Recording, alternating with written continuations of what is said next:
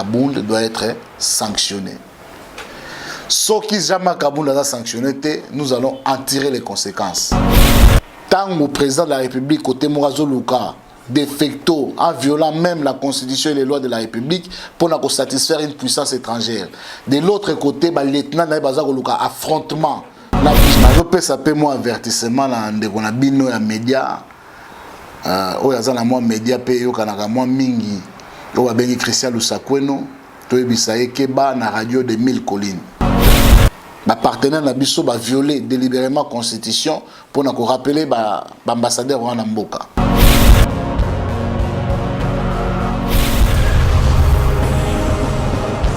S'abonner massivement sur le Corrector News avec Yemoko Rachou, la caramel. Tout ça, la news na temps réel. Veut dire tout s'abonner. Beaucoup n'a jamais tout à la décider. De René Makondele, honorable de tous les Djogo. Et c'est le coach. Check, c'est pas pareil. Bandeko de la presse, Ndenge Tobengani les lois pour vous dire que la situation est grave. Mais ceux qui ont dit que lobby te na poussé les lots pour il fallait toyo kana no bakonzi oya biso ya parti na biso pe bakonzi à l'état soki bakoloba nini après makambo eleka ki bongo na mboka Kananga. Ceux qui voyaient bité Jean-Marc Kabound oya zali bongo président a dit intérim à parti à Mounene ou à Bissopé à Congo à Babengi IDPS, parti à président de la République Félix Antoine Tshisekedi de Chilombo. A Kendaki Bongo Namboka Kananga, a tenaki ba discours moko ou ezali non seulement dangereux, mais ekoki ko bebi sapé kimia na kati mboka Congo. Toza komi tuna est-ce que un honorable pour na kolobara ndengwana un honorable petit se comporter ainsi.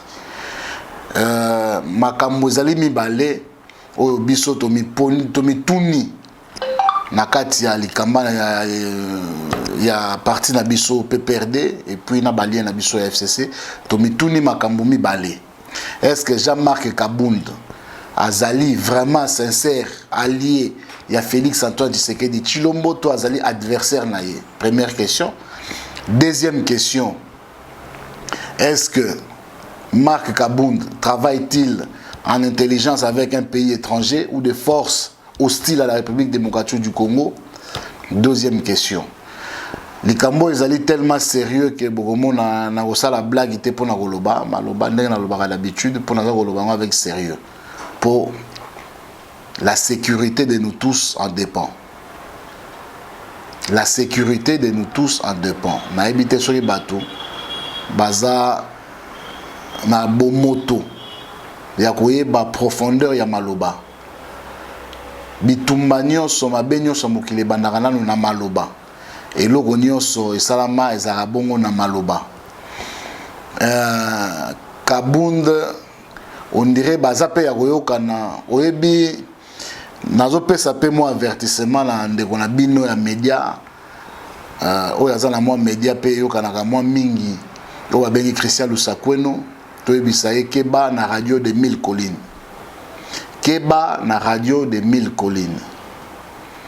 Boko loba maloba, boko ebate profondeur ya maloba na bino. Maloba eza munduki, maloba eza mbeli, maloba eza bombe atomique, maloba eza bombe de destruction massive. Lorsque maloba ya mabe etiami na munoko ya batu oyo baza censé bazala ya bwanya, bazala ya mayele. Jean-Marc Kabound non seulement est fait à kofinga na ba professeur des universités mais asengi na bana ya Kananga ba bengana o yazo benga bétranger na Kananga. Bétranger on eza banani? Est-ce que bétranger on eza ba oyo ba botama na Kananga te to ba oyo ba lobaka munoko moko na bato ba botama na Kananga te? To komituna question. Oye, oyo premier vice-président de l'Assemblée nationale a benga bétranger, a benga bapaya. Oyo il faut bana Kananga ba bengana.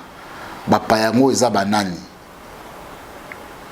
Boye bagena mboka na biso oyo Congo eza na mutu moko allié moko ya bango ya IDPS ya lelo azargi ennemi na bango na deuxième république o ba bengi na kombo ya Kyungu kwa kumwanza asa atenaka ba propos ya ndenge moko vis-à-vis ya ekolo moko ya bakasaye na mboko ba bengi ya Katanga ex Shaba boyebi ndenge maambwana esukaka na ndenge ya mabe na ndenge ya mabe maloba ya ndenge wana ezalaki susu tenu epai ba voisin na biso ya Rwanda toyebi ndenge esukaki na ndenge ya mabe ba conséquences nango ezati lelo en République démocratique du Congo nous payons les prix cher tango un honorable élu du peuple premier vice-président et Assemblée nationale président et parti présidentiel azako tenir ba propos oyo ekoki kotia mboka oyo na moto alors que il y a moins d'une semaine le président de la République devant les congrès réunis à Betagi les solo ya Kimia ya paix ya coalition ya bomoko o ezali entre FCC na Kash biso no sozaki ya kosepela tolobi que désormais la paix est kokota biso bilenge ya FCC na bilenge ya Kash tosanganaka tokutanaka na directeur de cabinet ya président de la République pour robeta les solo ya Kimia ya la paix. Mais monsieur Kabound bon monsieur pour atanga mingité tant bozo so ba responsabilité a minene boko pesa na élève ya premier gradué en droit ba ko to recalé a katanaki azwaki te na examen ya sukane fa bandela nene na premier gradué. C'est ça les conséquences qui arrivent. L'heure est très grave, il y a une expression très sérieuse. J'attire l'attention de la communauté nationale. Peuple congolais.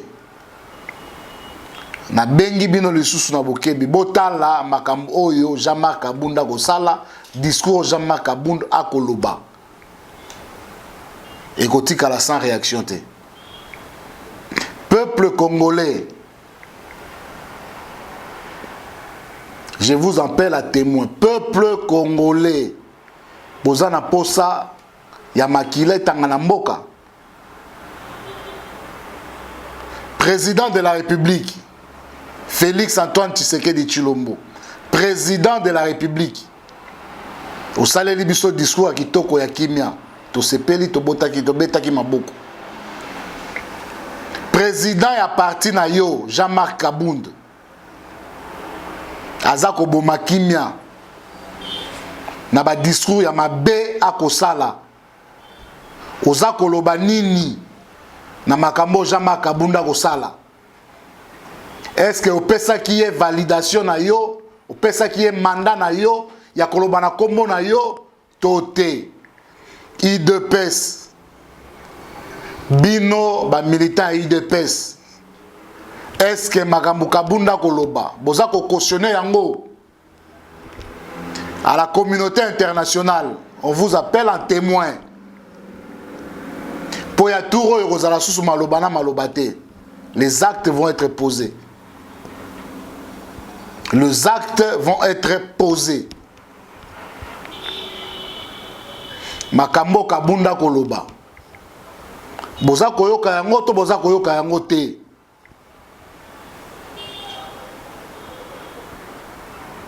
Radio de 1000 collines. Lusakweno. Yo mutoleki sakabiloba loba na radio na yo. Oko mesurer conséquences ya makambo ko sala mala mikolo ko ya.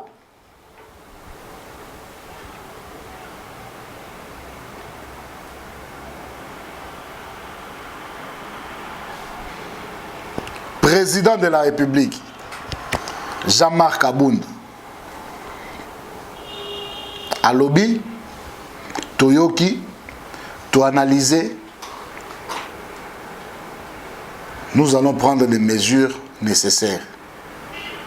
Nous allons répondre coup sur coup.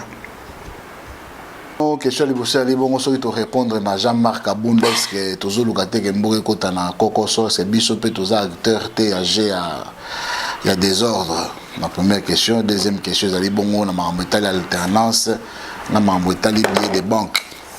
lié à alternance na ba frais ou ya dépenses ya fait alternance.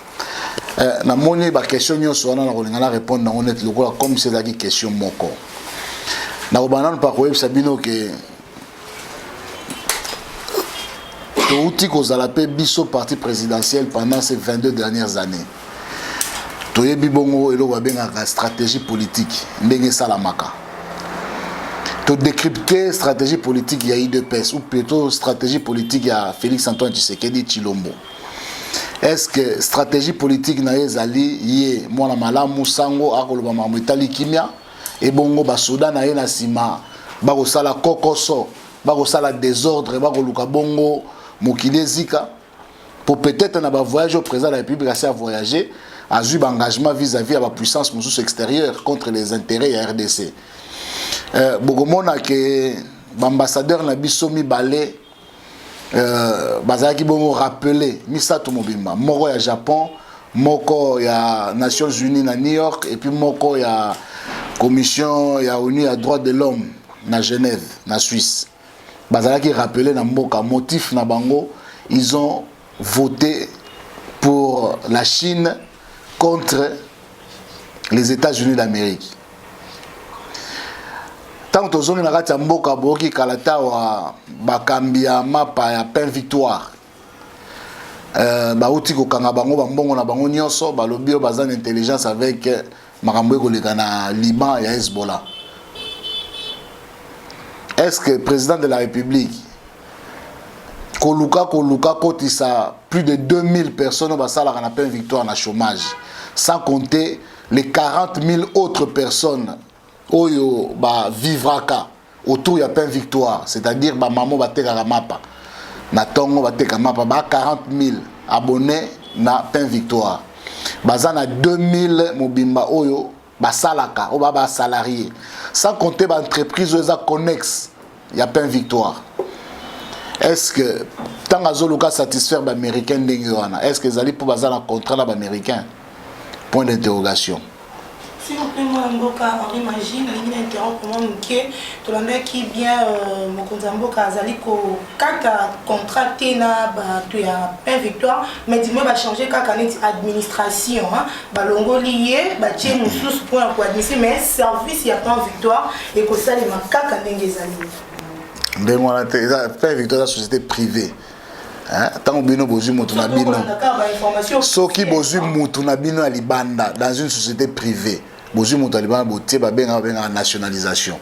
L'État congolais veut nationaliser pain victoire. Mobutu Sala en 1974 avec la réalisation. Et tout ko fanda 22 ans comme parti présidentiel. Tout ebeloko ba benga bongo stratégie politique. Est-ce que stratégie ya bande ko na biso ya IDPS liyo lobake Papa Mokonzi Mboka Félix Antoine Tshisekedi Tshilombo a tenir discours moko qui apaise les esprits et bongo ba lieutenant na na sima ba Jean-Marc Kabundu ba pelisa bongo moto. Est-ce que le président de la République n'a pas voyagé comme voyager belé wana? Est-ce que assis à Zui Makanisi avec des intelligences étrangères ennemies à la RDC telles que des grandes puissances mususu ya mboka ya mboka ba paya tels que les États-Unis pour tout monde 3 ambassadeurs na biso, il y a Japon, il y a MONUSCO, il y a Japon, il y a ONU na New York, il y a droits de l'homme, il y a commission il y a ONU à droits de l'homme na Genève, bazala ki boko rappeler au Congo. Rappeler illégalement, anticonstitutionnellement, bande ko na biso ba partenaire na biso, il y a cash ont délibérément violé la constitution. En matière, il y a rappel, il y a ambassadeur, il y a fonction na bango pour satisfaire une puissance étrangère qui n'est pas dans notre ligne diplomatique. Réseau pesami que bande ko biso na ba votaki pour la Chine, la commission des droits de l'homme. Donc ba partenaire na biso ba violer délibérément la constitution pour na ko rappeler ba ambassadeur wana mboka. Toti komo na lisusu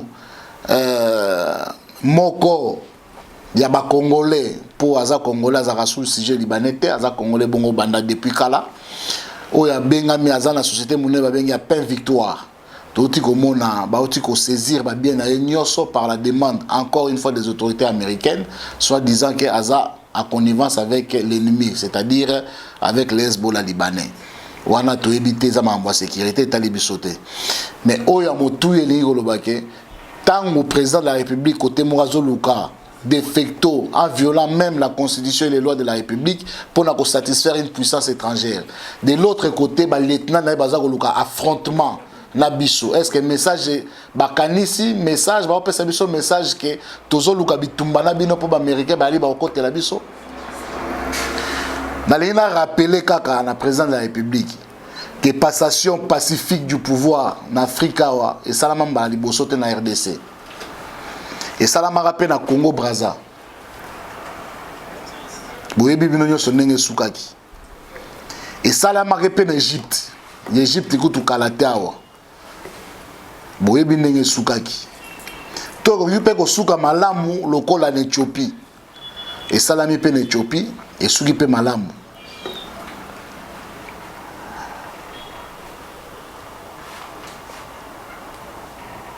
Bande kwa IDPS il faut baye bake awa to sangani to komi mutu moko toza na bato moko ennemi na biso ezali bongo ennemi politique adversaire politique ezali bongo lamuka na bande ko mususu oyo bazali na kati ya coalition FCC KHT tangu déjà to koti na coalition to komi bon moko il faut to tambola likambo moko pour la question de la biso asuka tuna ki alobi que Jean-Marc Kabunda lingo réagir na o biso to lobaki na ina rappeler bino que depuis discours ya mokonzi mboka tilelo côté à FCC to côté à PPRD nan to sali déclaration mon côté tilelo bana mokonzi mboka lobaki tilelo déclaration moko et salamité Moutalibosa sali déclaration a déclenché hostilité comme on a Jean-Marc Kabunda salango lobby na kananga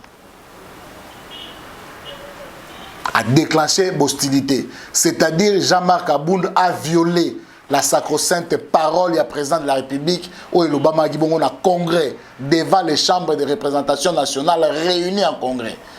Président de la République a tenu discours moko où le Jean-Marc Abound a contredire.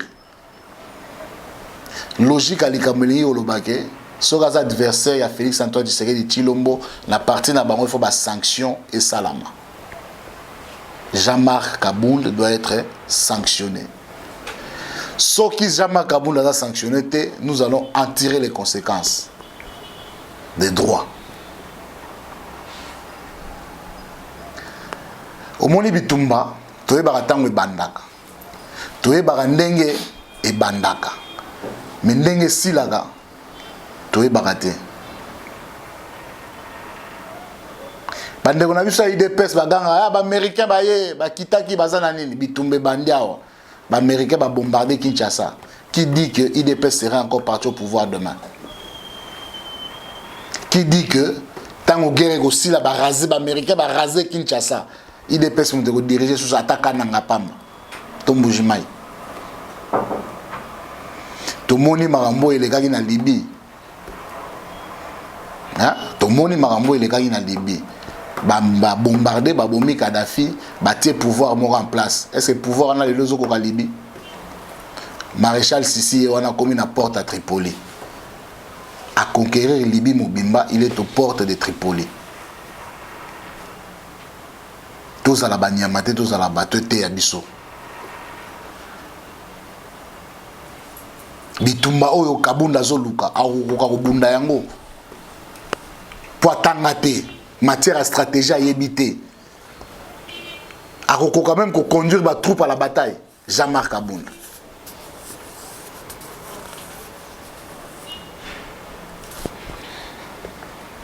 Tondima, bindima, ndimate. Une fois encore, Nazako benga peuple congolais na discernement.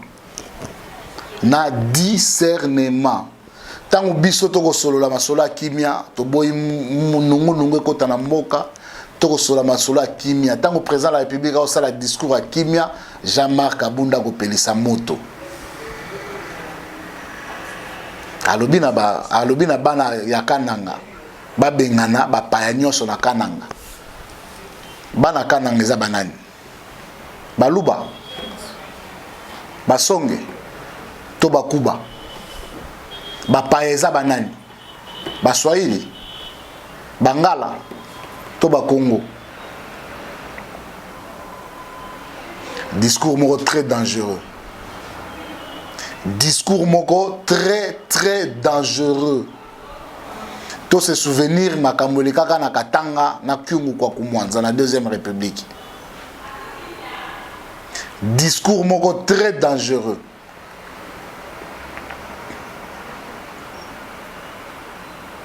Tribalisme et memaramboka dans les chaos. Congo zamboka baluba te, Congo zamboka baswahili te, Congo zamboka bangala te, Congo zamboka ba Congo te. Congo ezamboka ya bangala ba Congo baswahili na baluba. Congo ezamboko ya biso nyonso. Mupaya na Congo azalaka te. Tokeba na biloba loba. Tango bozaki na opposition, bozaki na discours moko populiste. Ezaki pona koluka kozwa pouvoir. Ah, bozu pouvoir. Il faut avoir un discours responsable. Oya kokamba ekolo mobimba. Ya kokamba ekolo mobimba. Jean-Marc Kabound doit comprendre que Congo eza ya baluba te. Kananga eza ya baluba te. Eza ya Congo. Congolais nyonso aza na droit ya kozala esika nyonso ya lingi na kati ya Congo. Congolais nyonso aza na droit kosala musala nyonso ya lingi na kati ya Congo. Restriction eza te. Muluba koki kozala gouverneur ya Congo central. La loi ne l'interdit pas. Oya koboya yango viole la loi. Surtout soki azali président, vice-président ya Assemblée nationale. Pire encore pour Azali, président et parti présidentiel. Oye lobi Jean-Marc Kabound et lobi Félix Antoine Tshisekedi Tshilombo. Oyo et lobi Kabound et lobi Félix Antoine Tshisekedi Tshilombo.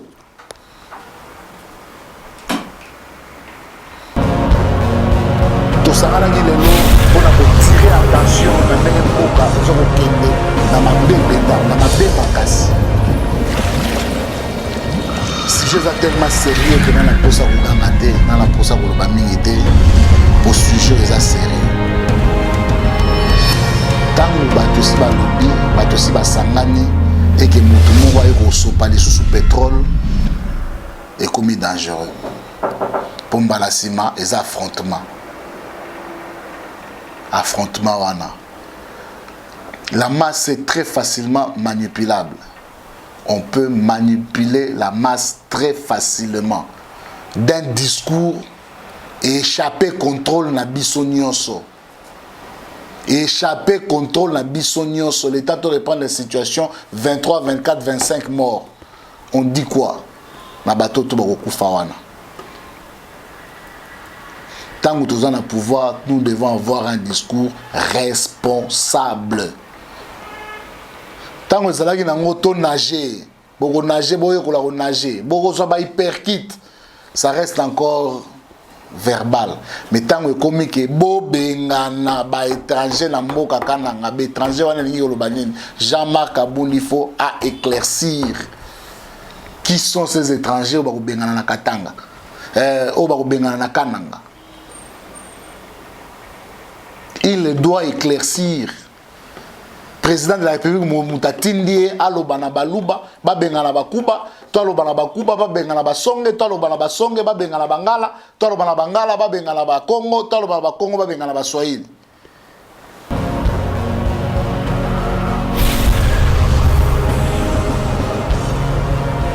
Très dangereux. Très dangereux. Merci.